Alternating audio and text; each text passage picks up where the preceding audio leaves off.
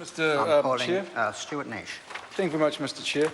The thing about this bill is they come around, my understanding is about once every 7 years. And what happens is they're supposed to be non-controversial. About once every 7 years there are enough changes to warrant a bill and a piece of legislation going through the House. And here we are. But as Mr. Parker has alluded to, and I think the Minister alluded to this in her second reading speech, it wasn't in her first reading speech because the Minister who gave the first reading speech was actually Richard Worth, or the Honourable Richard Worth, who departed this House a while ago, I believe. But the thing is we are now 7 years on from when this was introduced.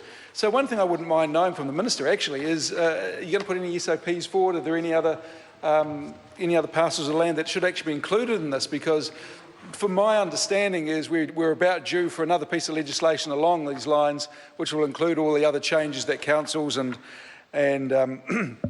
various local jurisdictions will want included in a piece of legislation. The last thing we really want to do is actually delay legislation another 7 years for a whole raft of reasons. First of all, it's the reason that Mr. Parker outlined. If in fact this is causing economic cost to any sort of local authority for undue reason, then we need to mitigate that risk, because the last thing we want to do is impose even greater costs on our local councils. But the other reason is it's actually not, this isn't good legislation. I mean, the legislation itself isn't bad, but what I mean is it's bad process. To have a bill like this on the order paper for 7 years, and let's hope after the committee stage it's not going to languish for another couple of years, because it might be Kelvin Davis who gives the third reading speech as the Minister, if it is in 2017. But anyway, what I'm trying to say, Mr. Chair, is we need to get this piece of legislation through the House. And one of the things that, again, that my colleague Mr. Parker talked about is the economic cost. Now, when I look at the list of reserves and lands affected, obviously the first one is the Auckland Art Gallery development. And at the time it was development, but even at the time, Mr. Chair, it was retrospective. And the thing about this piece of legislation that we all acknowledge, and I don't blame the Minister for this, because I think there were even 2 or 3 ministers before this current minister that were in charge of this bill, who were in charge of this bill. But what was acknowledged, that this is not good way, this is not good process in terms of allowing these chunks of land to be passed on to other ownership. The Auckland Art Gallery development, what this was about, Mr. Chair, was the City Council proposed to amend the definition of Albert Park so the Auckland Art Gallery can be extended. Now, the Auckland Art Gallery has already been extended. I'm assuming the ribbon has already been cut. And so I don't know what would happen if this piece of legislation didn't go through the House. I mean, we're supporting it. It will go through the House. But I'm just saying, retrospectively, it's just not a great way to do it. In fact, I think at the time, the Mayor was John Banks. And I can imagine the conversation that went on in council chambers. He would have gone, don't worry about it, we'll just whack it in a reserves and other lands disposal bill. They come up about once every 7 years. It doesn't matter if it's retrospective, it's going to go through anyway. Well, again, we can't have this sort of this legislation going through retrospectively, because what it actually does is it perverts the course of democracy. And by that I mean those who were opposed to anything in this bill, and I think there were around 30-odd submissions. I wasn't on the select committee, but I think there were around 30-odd submissions. It's very difficult to present a submission against a piece of legislation when the process you're actually objecting to has already taken place.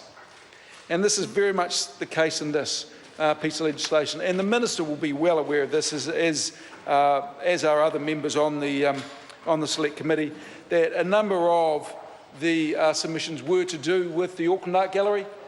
They came in, they knew it was pretty much a waste of time, and I don't mean that in a disrespectful way, but it was a waste of time them submitting on something that had already occurred. And this is the problem we get into when we're looking at retrospective legislation, because it just rackles when it comes to the whole democratic process. There were a couple of other things. The Auckland Volcanic Cones land, and what happened here is DOC, Department of Conservation, they wanted to amend an act, so decision-making power in relation to volcanic cones in Auckland is with the Minister of Conservation, not the Governor-General. There were a number of concerns about this, Mr. Chair, because they believed that if it went into, if the decision-making process was given to a government minister, then what may end up happening is government policy may end up having sway when in reality what we needed was an order in council from the Governor-General. Mr Chair? No, Mr. Stuart, Chair. Thank you. Sorry, Mr. Chair. I've already called the... Thank you very much. I'm very pleased that the Minister's going to address some of these concerns. And like I said, the Minister does a good job in this area, so I'm very keen to hear her contributions. But the volcanic cones piece, in this piece of legislation, that's all, not in the other stuff, but, but the volcanic cones land, as I was saying, Mr Chair, what we didn't want to end up with is a situation where a Minister of Conservation had pressure put on him or her by other ministers of the Crown to undertake or to allow or permit an activity to be undertaken which perhaps played into government policy as opposed to what the community actually wanted. So that was actually quite controversial. Dunedin, Octagon Land, that was simply the case of the Dunedin City Council proposing to move a restriction regarding the erection of structures in the Octagon. That was non-controversial. It went through. Everyone understood what they were trying to achieve there, and everyone backed that. The Kahurangi National Park, again, this is the classic case of why we need these sorts of bill. The Department of Conservation just wanted to formalise the realignment of a state highway 6 through parts of the Kahurangi National Park. It will have gone through all the right process. No, Mr Twyver, this was totally non-controversial. It went through the right process. Then this is the sort of thing we need to do every now and again to make sure that we're delivering the services to New Zealanders that New Zealanders expect. But then Mr Parker talked about Lookout Point. This was controversial, and I know the cost of the land was severely discounted because this legislation hadn't gone through. They couldn't offer title.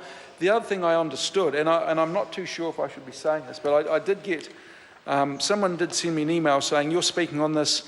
There was a perceived conflict of interest here, and Mr Chair, I might be out of line when I talk about this, and so yeah, I'm going to be a little bit careful, but someone said to me that when the local MP put up a bill to actually make sure this did go through the reserves and other land disposals, or a private member's bill actually, her husband was the lawyer at the time, and there was just an impression there was a slight conflict of interest. No, well, you're right. I think you should steer well clear of that sort of reference and just come back to what you're talking about. Okay. Stuart Nash. Okay. There is the Manhinapuri Bay Reserve land. I think one of my colleagues might be talking about this because he knows a lot more about this. It was slightly controversial, and there was a level of disquiet actually when the bill was presented. And I actually think, Mr Chair, there is an SOP in place to actually withdraw those clauses. The Minister might know that, withdraw those clauses from the bill itself. Marlborough District Council, this is a Picton office land. This goes back to a 1903 transfer of the Picton office land and remove antiquated interest on the title of the land. Again, this is the sort of clause in these sorts of bills that we have that come to the House once every 7 years. And again, I don't know how many of these things have been backed up. This goes back to 1903. That was a long time. I don't even think Winston was in the House back then. He might have been, but I'm unsure.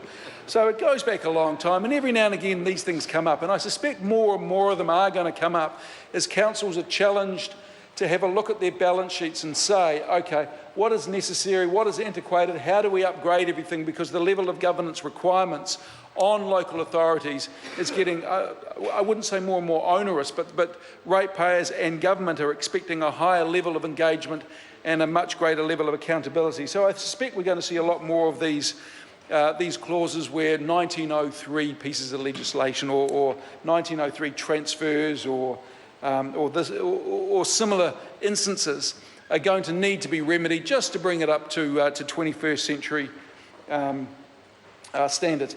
The next one was the Nelson Marlborough District Health Board land. Now, I had some slight concerns about this, and I spoke about this in my second reading speech, but this was where the Nelson Marlborough District Health Board, they wanted to remove any caveats around, they held 5 titles of land by the board.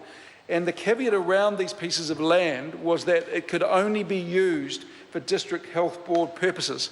And I was unsure, and I had a good look at a lot of the material behind this, and I was really unsure why those caveats existed. And I suspected what happened, Mr Chair, is this land was given or bequeathed to a District Health Board in time past, and part of the condition of that bequest was the land could only be used for health purposes. Otherwise, the land would return to the owner or to the Crown or something along those lines. But like I said, I'm unsure, and my investigations proved fruitless, to be honest. But it would be quite interesting to know. I doubt the Minister has the background on this because it is quite specific. But it would be interesting to know if that is the case, because the last thing we want to do is to get into a situation where 2 or 3 generations ago, specific land is bequeathed for specific purposes. Mr Chair. The Honourable Louise Upston.